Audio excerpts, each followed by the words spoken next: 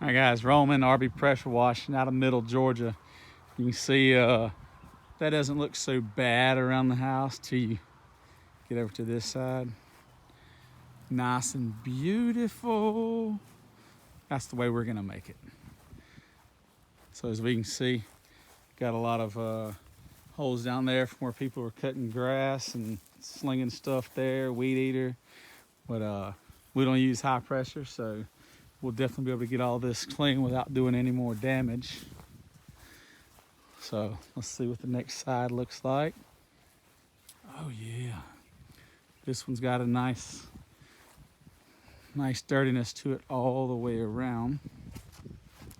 So we'll be taking care of that for this client. She will definitely be happy, and we'll make this a recurring event. All right, guys, we got finished product right here. Looking beautiful, beautiful, beautiful. She is loving everything. That's what we like. When the customers are happy, we're happy. If the customer's not satisfied, I'm not satisfied. And sometimes I'm not satisfied, the customer's still happy. So some things just can't help, but this right here has turned out beautiful. In just a few short moments, the customer didn't care to have the rust removed right there.